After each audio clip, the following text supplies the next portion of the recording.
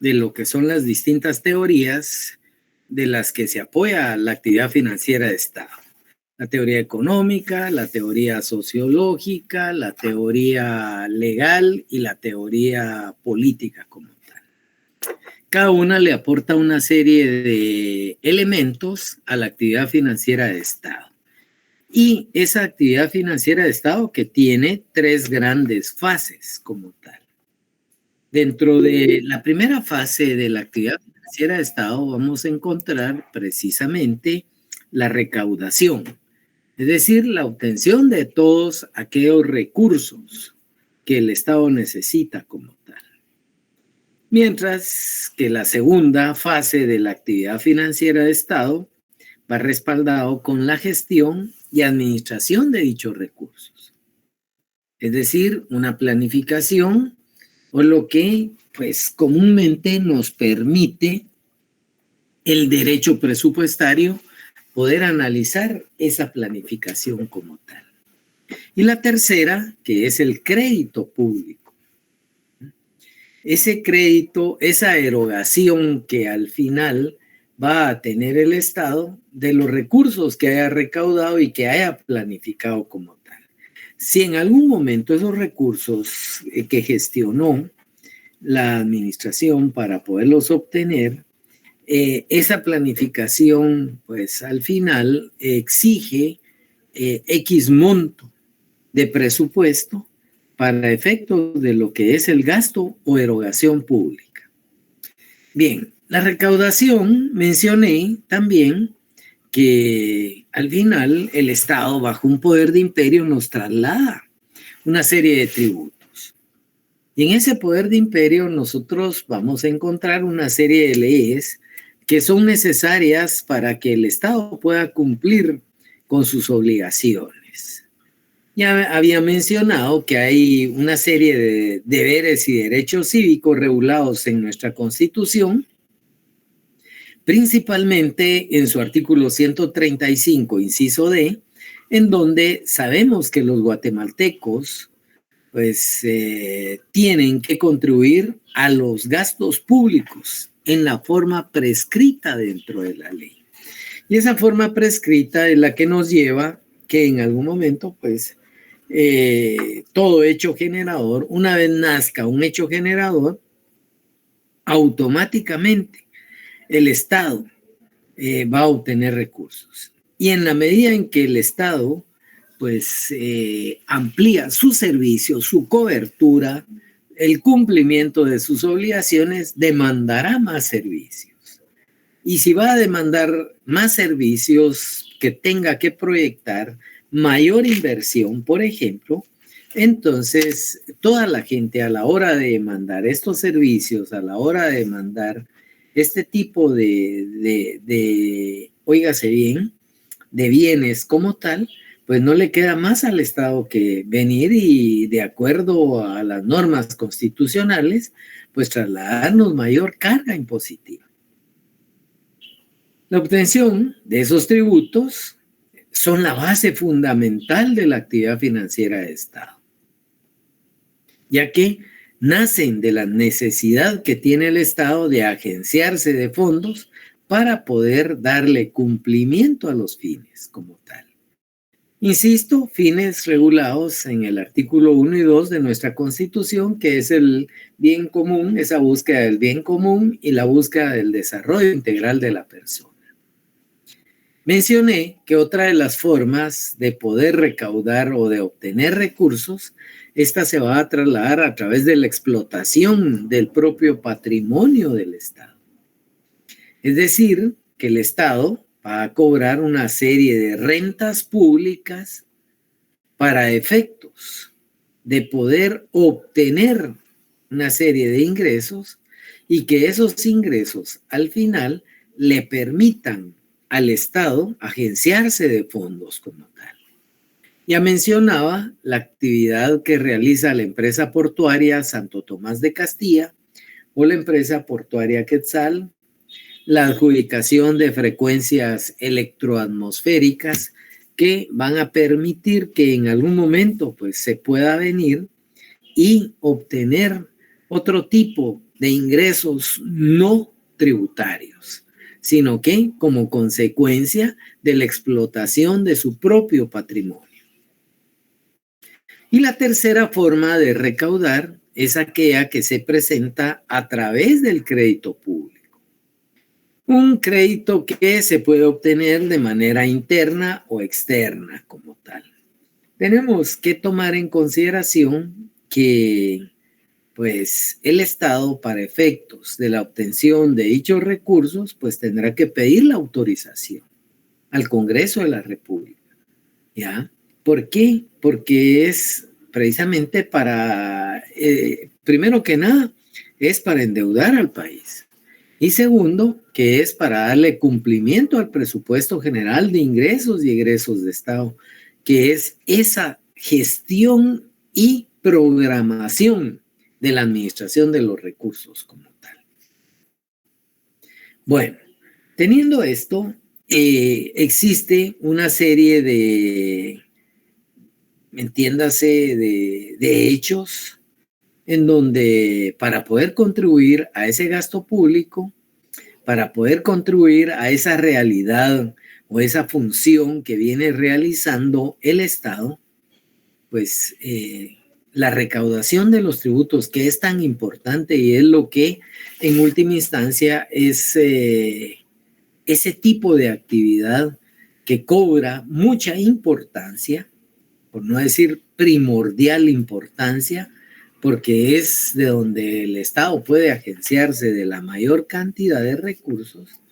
Es así como instituciones administrativas de manera específica que venían realizando ese tipo de función, en algún momento empiezan a ser modificadas. Y me refiero concretamente al Ministerio de Finanzas Públicas. El Ministerio de Finanzas Públicas, atendiendo a la ley orgánica del Banco de Guatemala, pues tiene sus funciones en ese decreto 114-97 y en el artículo 35 de dicho decreto, que es la ley del organismo ejecutivo, el Ministerio de Finanzas Públicas, a él le corresponde cumplir y hacer cumplir todo lo relativo al régimen jurídico, pues hacendario del Estado. Y cuando digo hacendario, todo el régimen jurídico que tenga que ver con la captación de los recursos del Estado. No solo recaudación, sino que también administración de los ingresos fiscales, la gestión y el financiamiento de aquellos créditos internos o externos, así como la ejecución de esa planificación presupuestaria como tal. Entonces, ese registro y control lo realiza el Ministerio de Finanzas Públicas. Y para ello, pues, tiene que formular una serie de políticas fiscales, una serie de políticas de corto y mediano plazo, una serie de políticas económicas y sociales. Y es así como en algún momento deciden, a través del Ministerio de Finanzas Públicas, a través de ese artículo 35 de ese decreto 114-97, ley del organismo ejecutivo, empezar a crear y buscar mecanismos para eficientar el control, la recaudación, precisamente de los distintos recursos de orden tributario. Y basados, mencioné en el artículo 134 de nuestra Constitución, basados en ello, pues se decide generar precisamente lo que comúnmente se conoce como la delegación de autonomía de parte del Estado.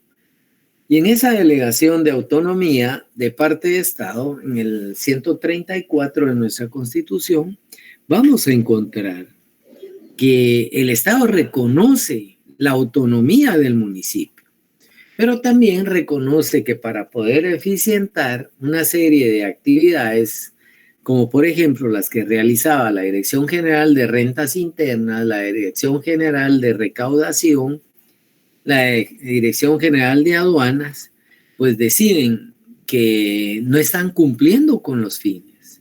Y es así como el Ministerio de Finanzas, pues a través del organismo ejecutivo, presentan un proyecto de creación de institución y delegación de autonomía y va surgiendo la Superintendencia de Administración Tributaria. Esa Superintendencia de Administración Tributaria que nace a través del decreto 1-98 y que, dicho sea de paso, pues va a ser la responsable, no solo de mantener, por un lado, el control, la coordinación, por ejemplo, ¿verdad?, de todo aquel tipo de diligencia que tenga que ver con, pues, recaudación, planificación, control, ¿verdad? Y el control es supervisión, tanto en tributos internos como en tributos de comercio internacional. Ahí es donde ese artículo 3 de la Ley Orgánica, precisamente de la Contraloría General de Cuentas, faculta a esa institución para que se haga cargo de velar precisamente con el tipo de recaudación. Pero también el mismo Ministerio Público, de Finanzas Públicas, disculpen, el mismo Ministerio de Finanzas Públicas va a tener el control de la ejecución presupuestaria, de esa gestión de administración de recursos a través del presupuesto general de ingresos y egresos de Estado, que si bien es cierto, tiene un actuar en la preparación y formulación y elevación, pues es el Congreso quien le aprueba. Pero el Ministerio de Finanzas Públicas, a través de la Dirección Técnica del Presupuesto, mantiene el control. Así como mantiene el control de la ejecución presupuestaria, va a mantener el control de la recaudación que realice la Superintendencia de Administración Tributaria. ¿Ya?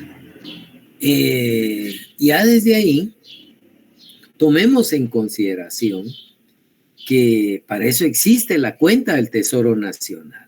Ahí deben de irse trasladando una serie de depósitos según vaya recaudando la misma administración tributaria. Entonces debe trasladarle al Estado y es el Estado a través de la Dirección Técnica del Presupuesto que en algún momento, pues desde el Ministerio de Finanzas Públicas adjudiquen los famosos situados, las famosas asignaciones que van para todas las instituciones de Estado, ya sean instituciones a través de ministerios o bien a través de la delegación de autonomía, que hace entidades autónomas o semiautónomas como tal. Bueno, siendo así, esta actividad que tiene que ver con la gestión y administración de los recursos, debemos de tomar en consideración que para eso hay una secretaría de planificación y programación, ¿ya? Y desde ahí, pues lo que es Egeplan, pues revisará todo aquel tipo de programación que al final va inmersa dentro del presupuesto general de ingresos y egresos de Estado, para el solo hecho de poder, en este caso, asignar y controlar y aprobar lo que es concretamente, ¿ya? La ejecución de esos presupuestos como tal. Tomemos en consideración entonces que hay dependencias que juegan un rol determinante en dicho ministerio, esa Dirección Técnica del Presupuesto, la Dirección de Contabilidad del Estado y, por supuesto, la Tesorería Nacional. Bueno, teniendo el Ministerio de Finanzas este tipo de, tenemos que ver que pasan a integrar en algún momento pues todo lo relativo al control del presupuesto. Y desde ahí surgen instituciones que gozan prácticamente de una autonomía y que tienen ley orgánica propia, como lo es precisamente la ley orgánica del presupuesto, por un lado. Por otro, la ley de la Contraloría General de Cuentas.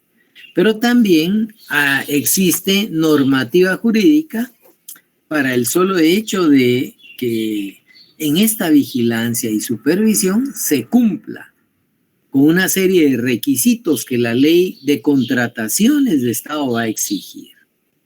¿Y esto para qué? Para que toda erogación, todo gasto como tal, pues que es el tercer elemento dentro de esa fase de la actividad financiera, pues esté de acuerdo al programa de las necesidades que van a satisfacerse dentro de un presupuesto. Y desde ahí, entonces, la Dirección Técnica del Presupuesto y la Tesorería Nacional van a tener que coordinar su actuación con la Contraloría General de Cuentas de la Nación para efectos de la supervisión. Ahora bien, ¿ya? Tenemos entonces cómo hay un gasto público. Esta se va a realizar bajo distintas funciones.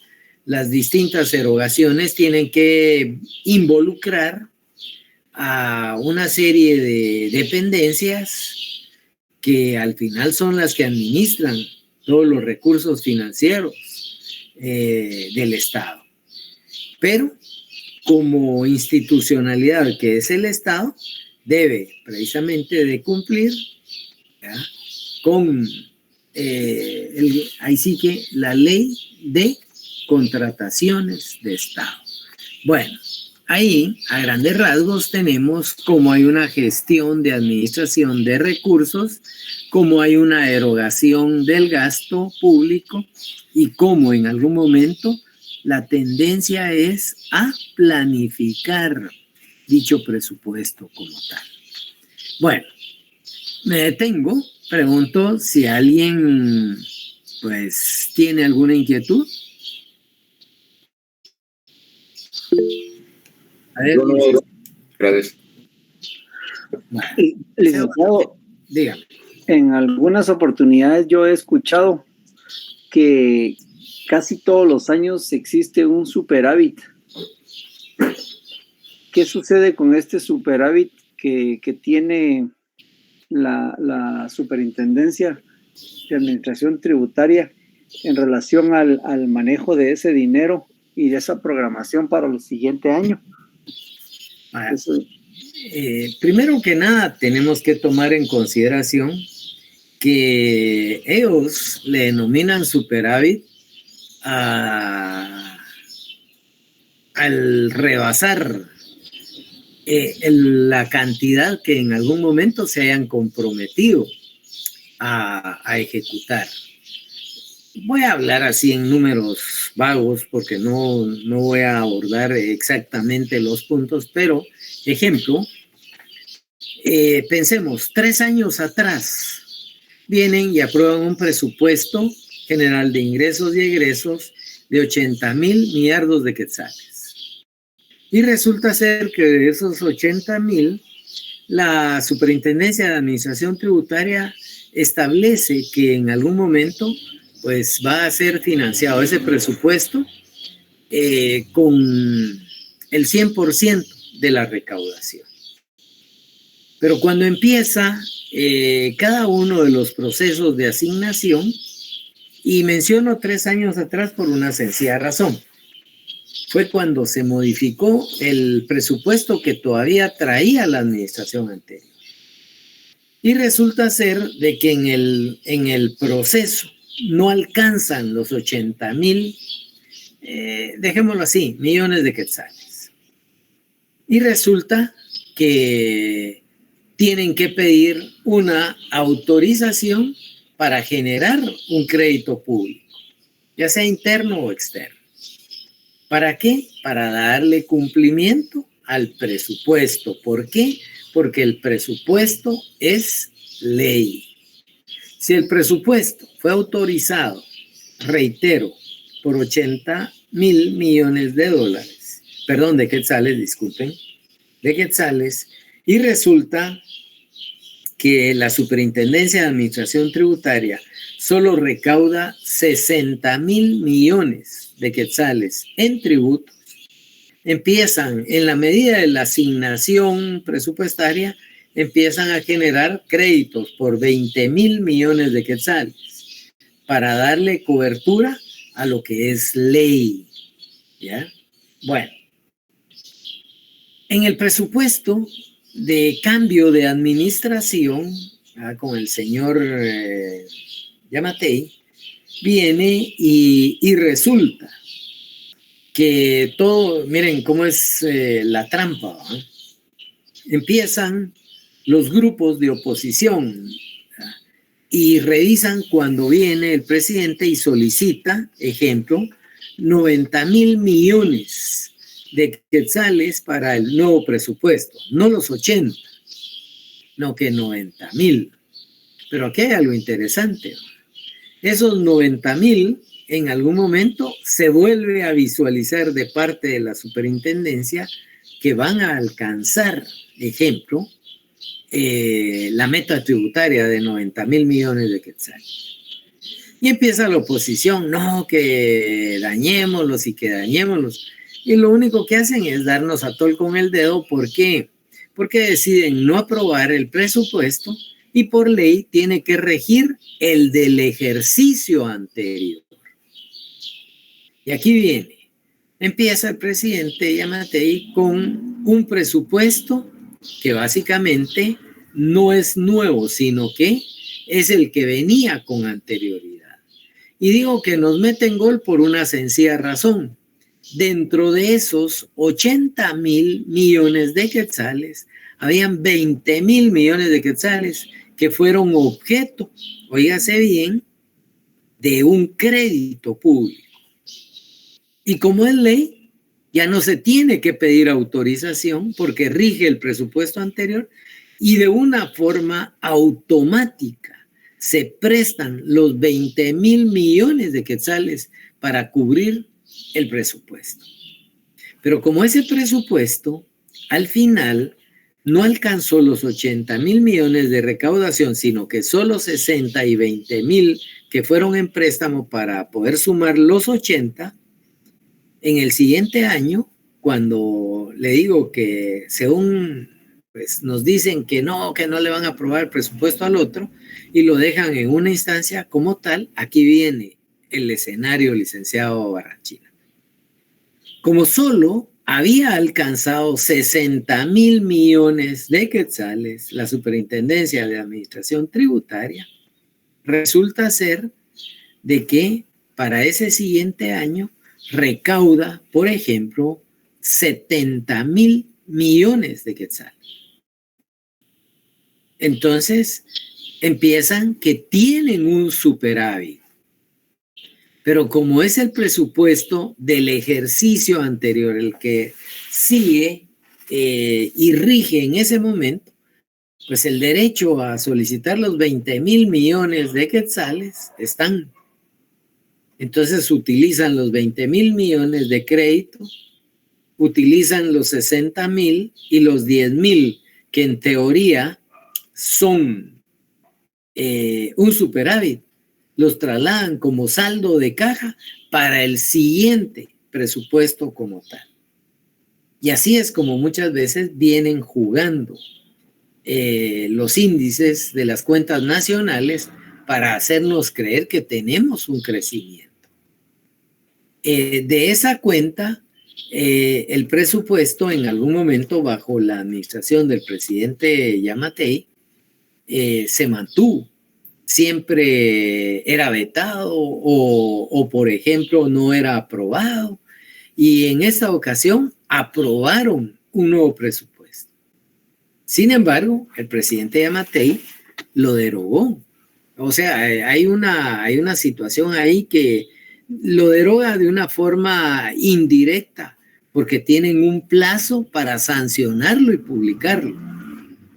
Y es de ahí en donde ahora existe que como quien asume la administración ve que hay algunas estructuras programáticas de ejecución que llevan intereses personales, automáticamente deciden plantear una acción de inconstitucionalidad y pues suspenden, pero la ejecución inicia, pero se suspende. Entonces está en el dilema actualmente de que si la Corte de Constitucionalidad amparara a que ese tipo de gasto no debe de estar incluido o que no incluyeron algunos rubros importantes, como por ejemplo las obras sociales del hermano Pedro, que recibe una cantidad, como ejemplo la Teletón, que reciben,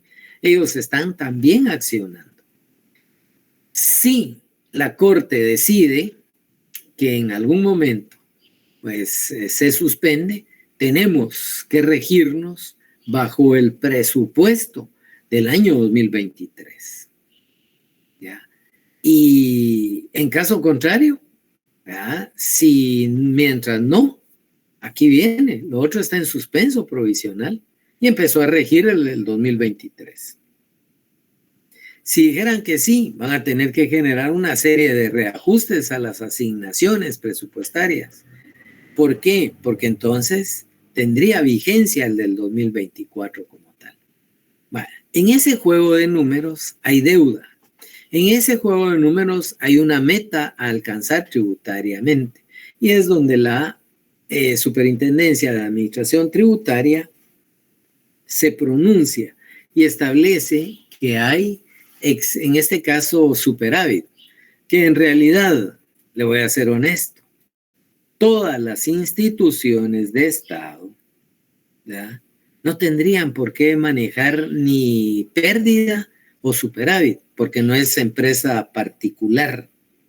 Todas las entidades de Estado tendrían que manejar deficiencias cuando es pérdida y excedentes cuando hay utilidad.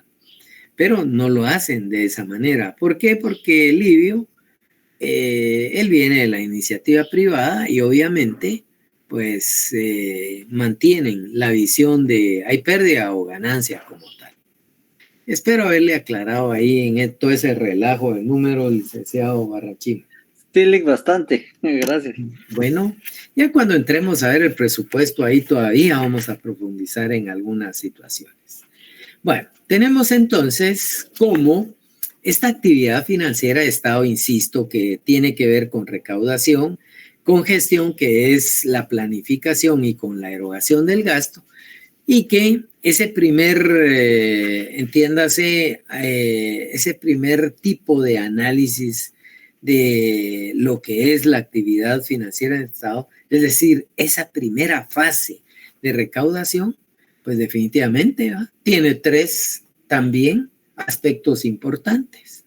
El ius imperio para trasladarnos la carga impositiva, la explotación del patrimonio propio del Estado y la obtención del crédito público, ya sea de forma interna o externa como tal. Bueno, aparte de ello, pues mencionaba que dentro de ese tipo de recaudación como tal, tenemos que tomar en consideración que el Estado tiene que realizar algún tipo de gestión o administración de esos recursos. Y desde ahí, pues tenemos que ese campo de la actividad financiera de Estado, que al final los lleva a poder administrar todos los recursos a través de una serie de programas y manejo y distribución de los fondos públicos. Cuando digo programación es porque el presupuesto, en algún momento, cada ministerio, por ejemplo, en la educación puede decir, yo necesito 40 millones, yo necesito 200 millones, por ejemplo, el de carreteras. Ya solo ahí llevamos 200 más 40, 240. Y así cada ministerio. Al final, todo suma 80,000 millones de quetzales. Y resulta ser de que en ese proceso de gestión y administración, ese presupuesto, así como cada ministerio solicitó y tiene asignado cierta cantidad, ejemplo, insisto, pensemos educación con 200,000, con 200 millones de quetzales, disculpen, al final, pues ellos tienen que generar una estructura programática, tanto para salarios, tanto para medicamentos, tanto para pago de especialistas o de equipo, la importación, medicina, servicios. Tienen que generar de una forma analítica cómo van a gastarse esos 200,000 quetzales de presupuesto como tal. Y así, cada unidad, cada ministerio y cada municipalidad inclusive, y las mismas entidades autónomas y semiautónomas que en algún momento puedan venir y obtener recursos de parte del Estado. La Superintendencia de Administración Tributaria, hay algo que no mucho se dice siempre, pero aquí viene ahí sí que el superintendente, es decir, Livio Díaz, en algún momento se jacta de tener superávit. ¿Pero por qué? Yo no sé si ustedes sabían que por alcanzar metas y por superávit, la Superintendencia de Administración Tributaria recibe un porcentaje de comisión. Entonces, ¿qué es de lo que al final, más su presupuesto, subsiste? Y por eso es de que a veces agarran de una forma tan encarnizada en contra del contribuyente, ¿ya? Porque quieren llegar a la meta como tal. Quieren obtener superávit para seguir obteniendo su porcentaje de comisión. Pero hay situaciones, como les cuento, que se disfrazan porque si un presupuesto está desfinanciado, pero es aprobado el año siguiente, automáticamente, pero aprobado no porque se haya discutido y aprobado y sancionado, sino que porque rige el presupuesto del ejercicio anterior, ya la meta ya no serían los 80,000 millones, sino que pasarían a ser los 60,000 millones de quetzal. ¿Y por qué? Porque ya por ley hay 20,000 millones autorizados de créditos o préstamos o empréstitos, como quieran, depende de lo que se firme y cómo obtengan ese tipo de financiamiento, así se le llamará. Bueno, en ese tipo de gestión tenemos que tomar en consideración que esa actividad financiera de Estado, que es la administración de los recursos para poder darle cumplimiento a esa ejecución programática, a ese tipo de programas de manejo, de distribución de fondos públicos en nuestro país. Ese tipo de función se realiza a través de la Secretaría de Planificación y Programación de la Presidencia, ¿ya? Entonces, aquí tenemos que tomar en consideración que la Secretaría de la Coordinación Ejecutiva también de la Presidencia y el mismo Ministerio Público específicamente pasan a tener dependencias adentro del ministerio, tal y como lo es la Dirección Técnica del Presupuesto, la Dirección de Contabilidad del Estado y Tesorería Nacional. Y en este caso también se tiene que tener pues coordinación con lo que es la Secretaría de Coordinación Ejecutiva de la Presidencia. Y desde aquí ellos deben de velar por la formulación, por la ejecución y el seguimiento y evaluación que se le den a los proyectos que en algún momento pueda venir y asignar de parte del Ejecutivo como tal. Todos los gastos que en algún momento pueda realizar el Estado tienen que ir orientados a satisfacer sus propias necesidades. Las necesidades en este caso, de la sociedad en sí. Buenas noches, licenciada Hidalma. El tiempo es suyo.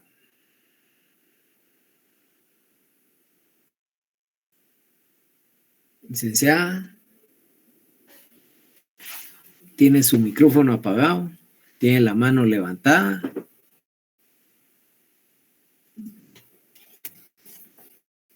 Bueno, ni está y al parecer, o qué pasa, por lo menos si no escriba.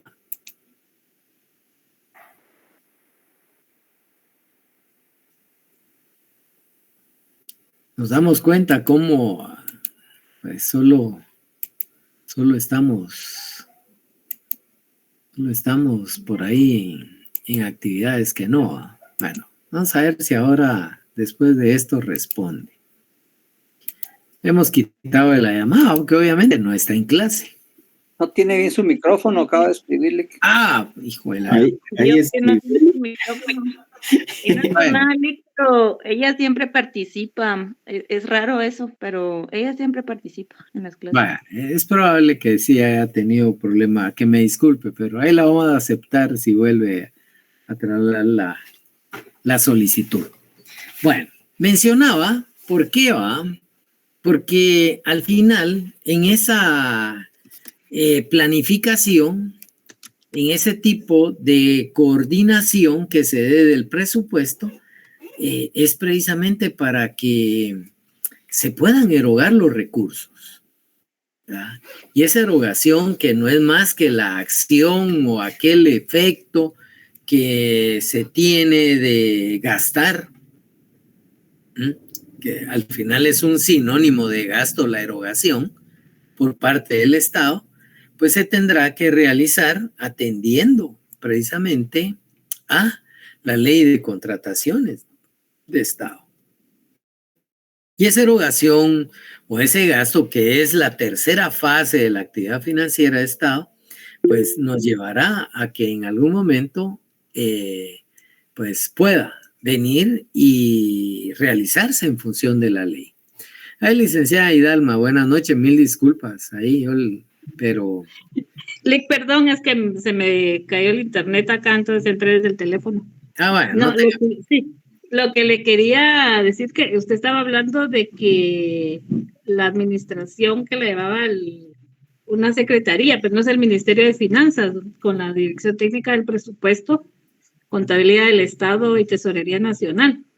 Sí, lo que pasa es de que, ejemplo, mencionaba que existe dentro de esa actividad financiera de Estado, ya, para efectos de lo que es la coordinación, la programación, la distribución de esos fondos públicos, ya, en nuestro país se tiene que realizar en conjunto con la Secretaría de Planificación, ¿ya?, y Programación de la Presidencia, con la Secretaría de Coordinación Ejecutiva de la Presidencia y con el Ministerio de Finanzas Públicas.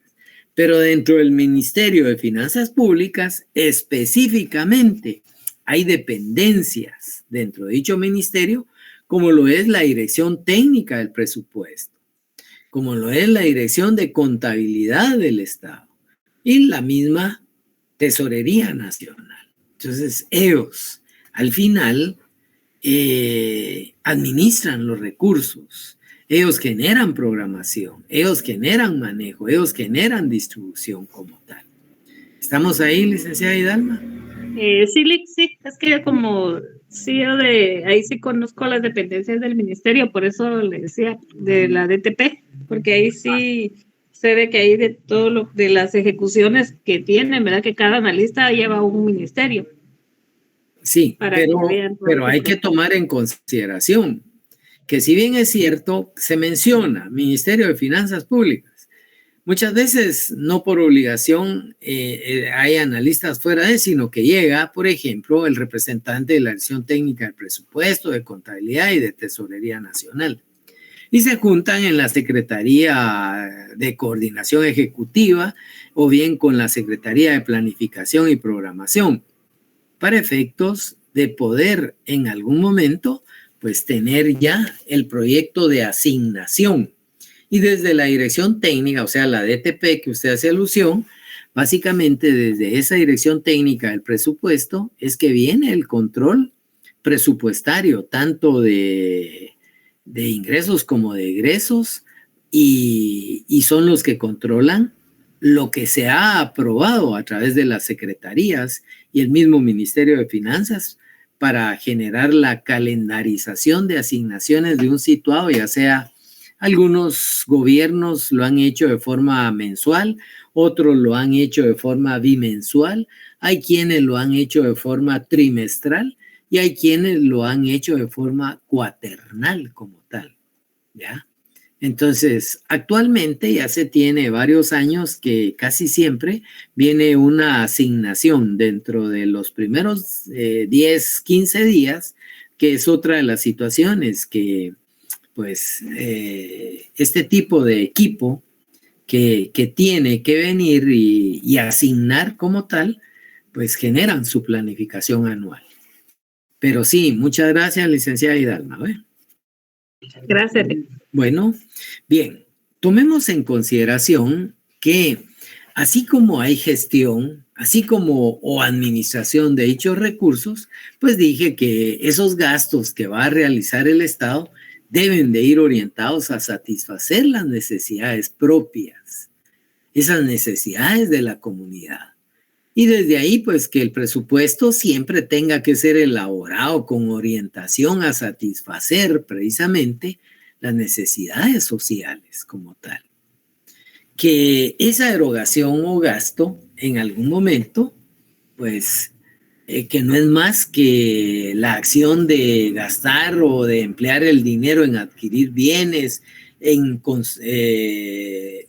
construir bienes o en ocupaciones que en algún momento tengan que pagar en función de salarios, pues tendrá ese tipo de gasto o erogación, que es una de las fases de la actividad financiera del Estado, pues no queda más que utilizar los recursos con que cuenta el Estado, ¿ya? En satisfacción de sus propias necesidades. Insisto un poco en esto, ¿por qué?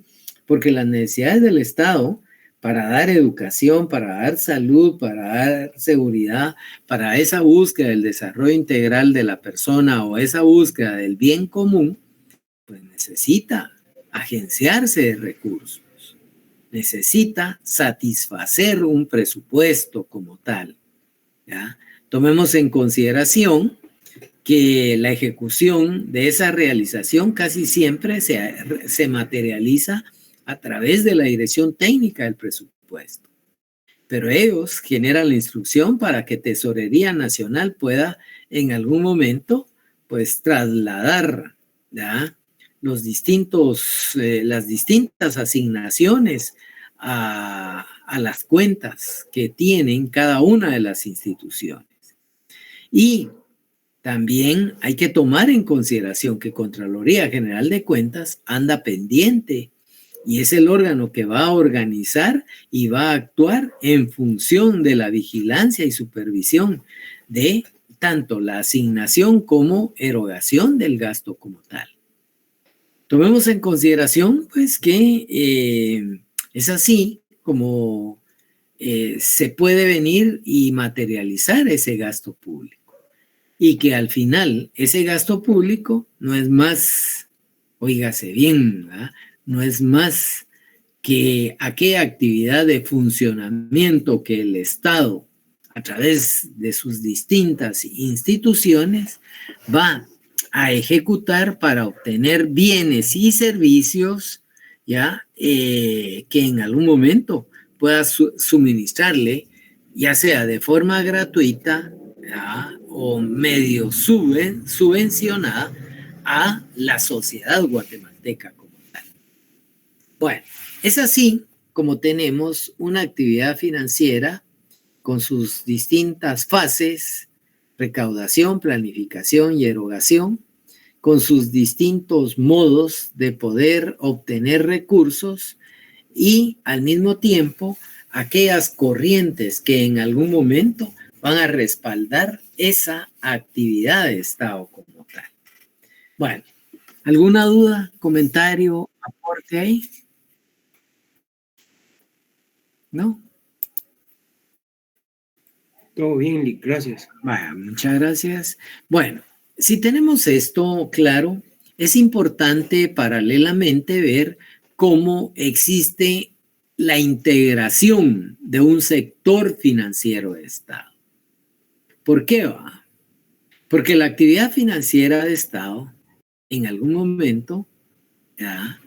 Hay que tomar en consideración que tiene que ser no solo controlada, supervisada en todos sus aspectos, tanto de recaudación, tanto de planificación como de ejecución del gasto. Y desde ahí se hace necesario que para que el Estado materialice esos fines, pues puedan utilizarse las distintas dependencias del Estado.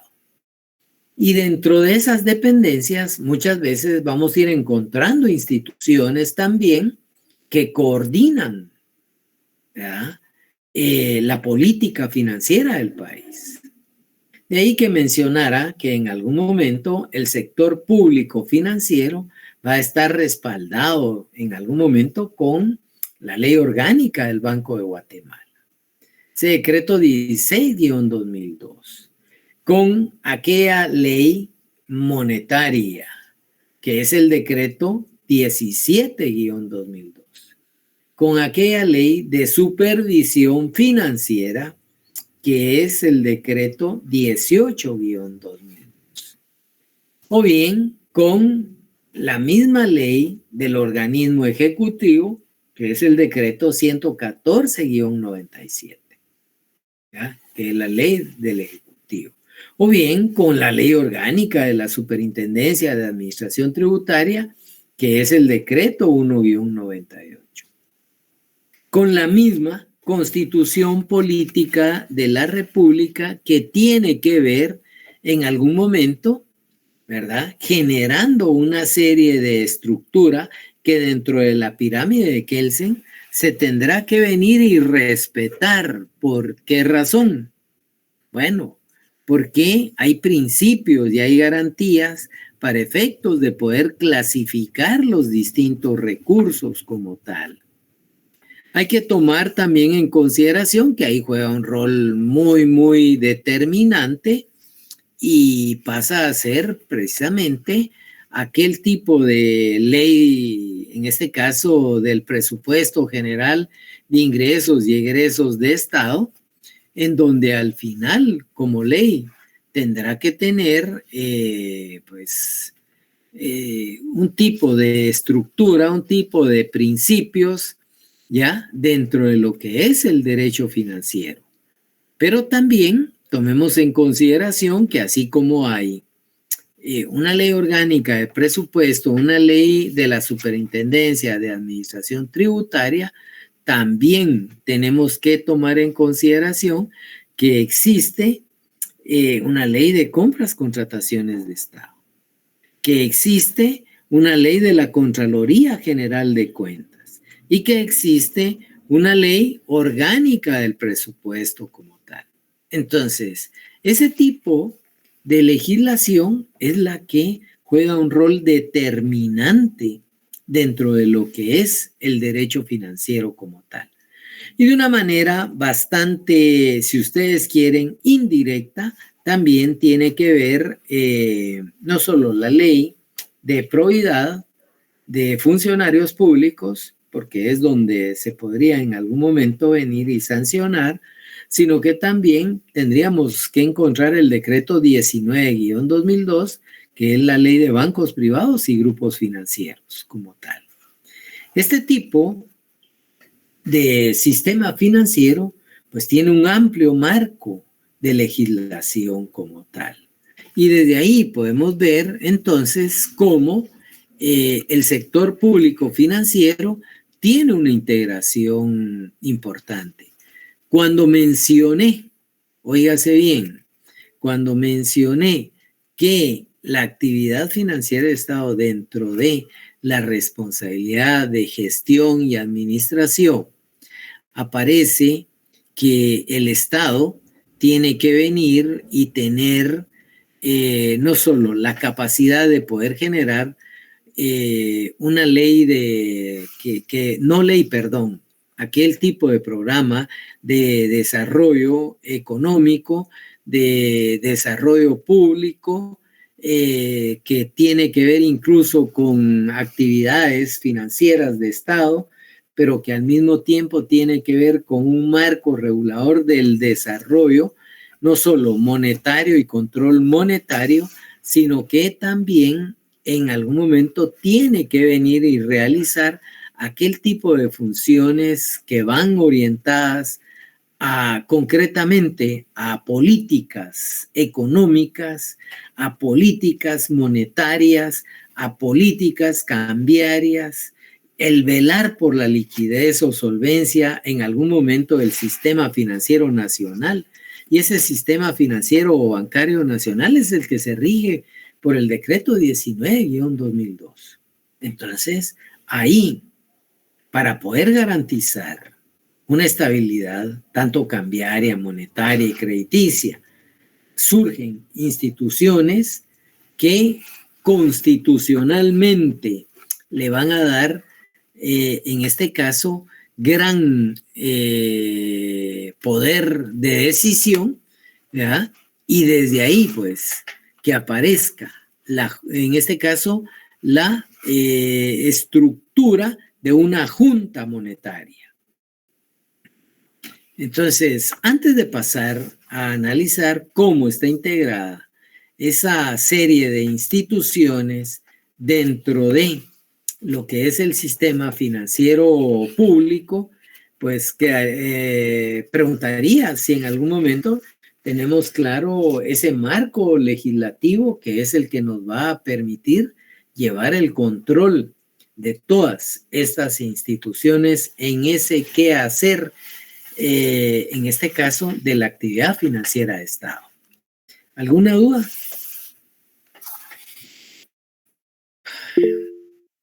Sí, licenciado Barrachina, cuénteme.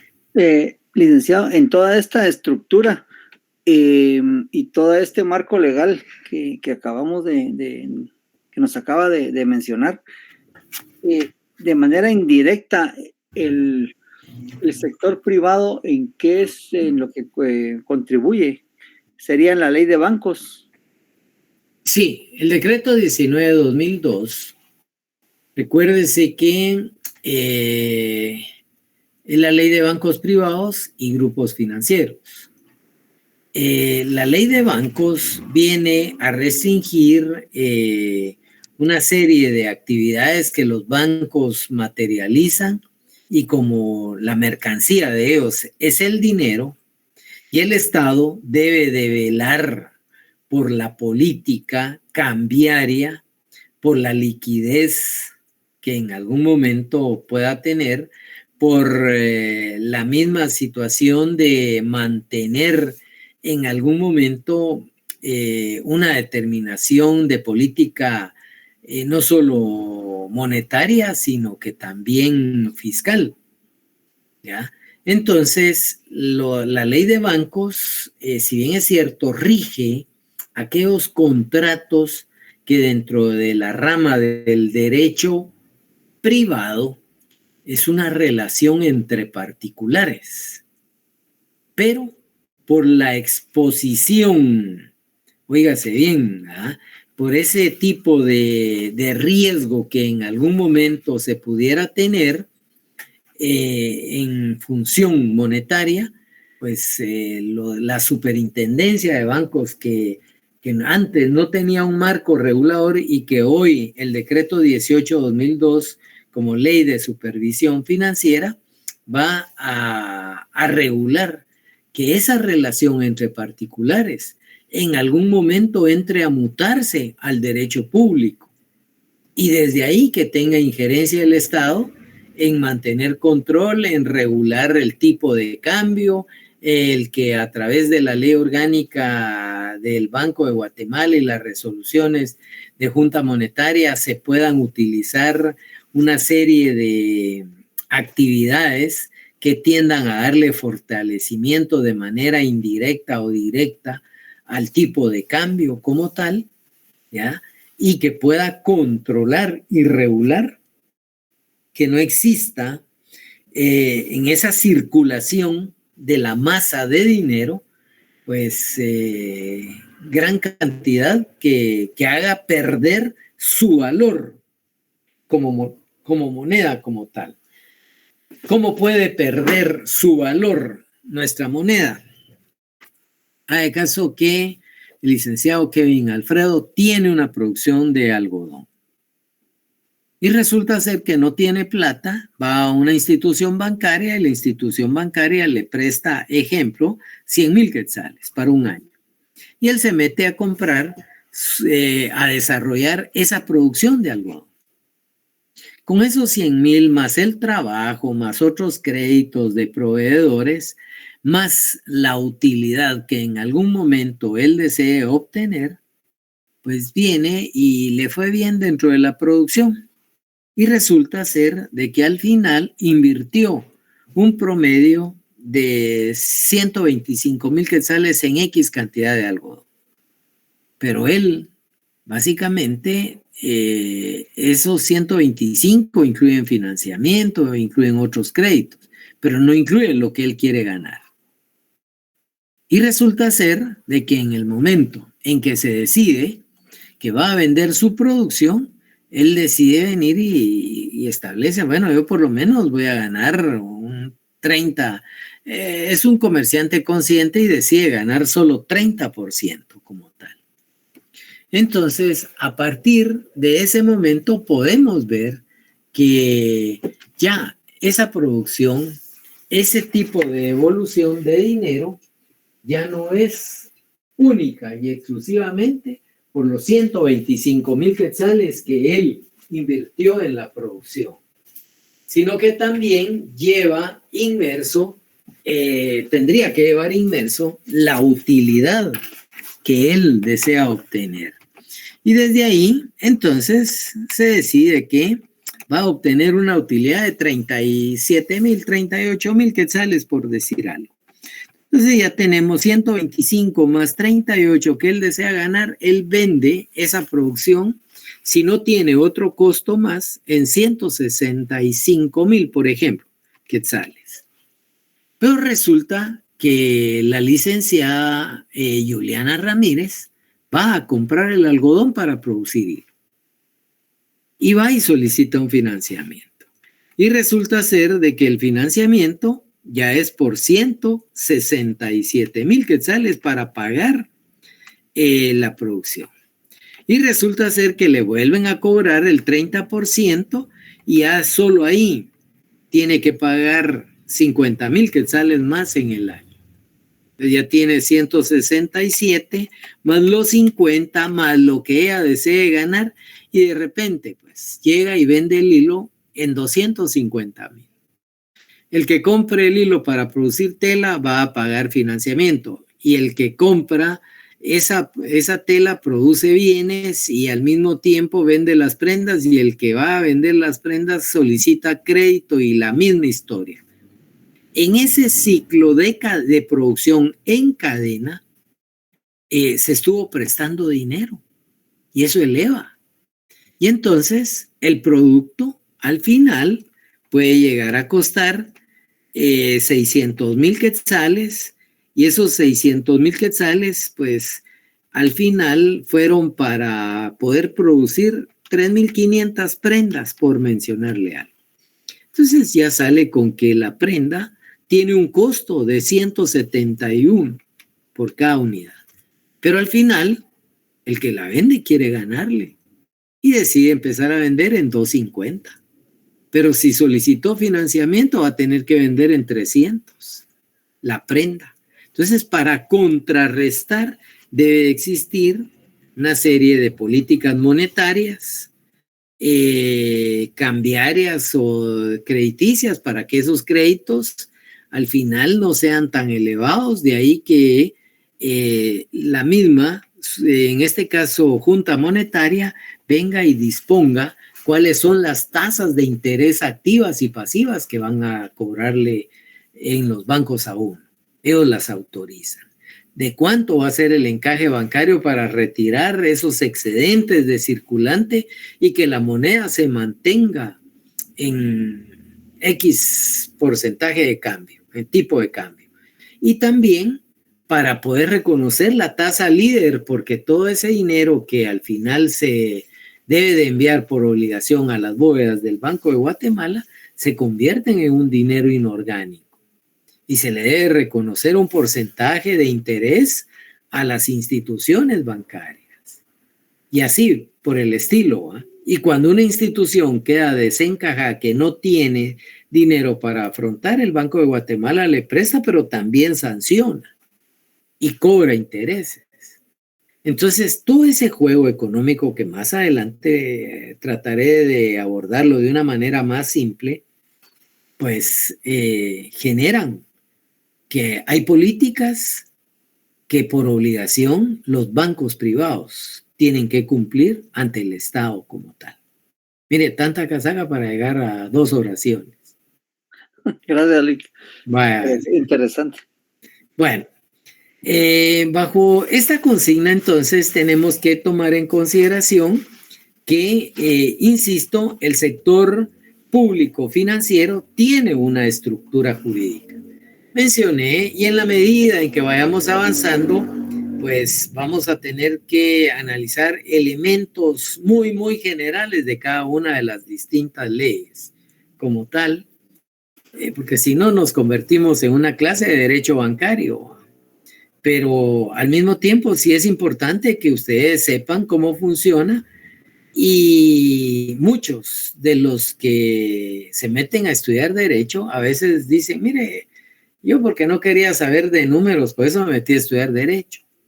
Pero también muchos profesionales del derecho paran siendo asesores de bancos privados, paran siendo integrantes de, óigase bien, del departamento jurídico, ya sea de la Superintendencia de Bancos, ya sea del Banco de Guatemala o de la Junta Monetaria en calidad de asesores, y tienen, ¿verdad? O de los bancos privados, y muchas veces hay gente que tiene que venir y someter a una impugnación. Yo les diría, ¿ustedes saben quién es el ente responsable cuando una tarjeta de crédito atropella una serie de condiciones y el banco decide venderle la cartera a una entidad privada? ¿Saben ustedes quién es? Así que en confianza, ¿va? No es por querer poner en mal, pero alguien tiene que saberlo. Y si no, por lo menos díganme, ¿no? Pues. No, no sabemos. Pues les cuento, el ente fiscalizador del sistema bancario privado es la Superintendencia de Bancos. Y no solo del sistema bancario, de los grupos financieros.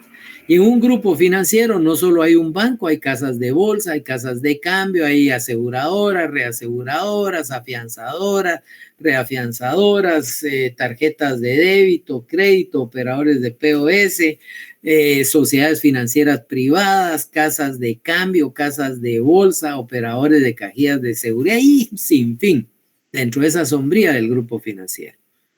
Pero hagan de caso, es muy común que los bancos que antes emitían tarjetas, ahora vienen y le trasladan a una entidad que muchas veces es una afianzadora, les trasladan la cartera de morosa de las tarjetas de crédito.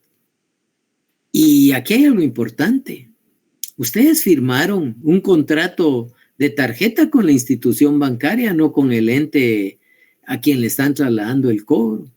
Y muchas veces ese tipo de cobro, como se van los intereses usureros, el famoso anatocismo que en materia civil así se le denomina a los intereses usureros, empiezan precisamente a que es que yo debía 5,000 y ahora debo 50,000. ¿Y cuánto ha pasado? 2 años. Perdóneme, hay intereses usureros. Y entonces hay que presentar la queja respectiva ante la Superintendencia de Bancos, a efecto de poder alegar un promedio de la tasa de interés que rige en el mercado de 3 instituciones, o sea, promedio de 3 entidades bancarias. ¿Qué quiero decir con ello? A ustedes les pudieron haber estado cobrando intereses sobre intereses sobre intereses y la deuda llegó a 50,000. pero realmente hay 45,000 tuquis, diría alguien ahí, de intereses y 5,000 de capital. Entonces, cuando uno protesta, yo no hice la negociación con la entidad X que está administrando o que le compró la cartera al banco el Chicharroncito Sociedad Anónima, y resulta que esa entidad X empiezan a fastidiar, le empiezan a bloquear a uno las cuentas, le empiezan a generar embargos, arraigo, etc. Y uno fácil puede venir y presentar su denuncia ante la Superintendencia de Bancos en virtud del atropello que se está dando. Recuerden que incluso hay una ley que ahora prohíbe que les estén llamando de noche. Aquellos del guardadito, a veces 11, 12 de la noche, mire, le llamamos de tal y tal institución porque usted tiene una deuda de tanto y queremos ver que venga a firmar o a pagar. Ese es un acoso, ¿ya? Y ahí hay una vulneración a una serie de hechos. Entonces, cuando la Superintendencia de Bancos se introduce en este tipo de hechos, automáticamente a lo que se llega es de que se podría, sí hay bufetes jurídicos, a lo que se llega es de que se tiene que regular y revisar el cobro y los obligan a que si hay un banco A que cobra 18% anual, hay un banco B dentro del mismo medio como tal que cobra 24, ¿ya? Ya solo ahí llevamos, bueno, hay uno que cobra 18, hay otro que cobra 24 y hay otro que cobra 30, por ejemplo. Bueno, 72 dividido 3 bancos, un 24% es lo máximo que podrían cobrar. Pero cuando ustedes ven, dicen, es que tengo 2 años. Bueno, yo debía 5,000 quetzales por 24%. El primer año yo debo 6,200. Y el siguiente año yo tendría que deber otros 1,200 porque los intereses no son capitalizables como tal. Por lo tanto, de esos 50,000 quetzales, lo que hay que pagar son 7,400, ¿no? Y así podría uno venir y ejercer ese tipo de impugnación ante el atropello de los bufetes jurídicos de las compañías de cobro de intereses. El licenciado Luis Diego, buenas noches. Buenas noches, solo me quedó la duda, ¿cuál es la ley o cómo se llama o qué decreto es ese que prohíbe las llamadas de noche?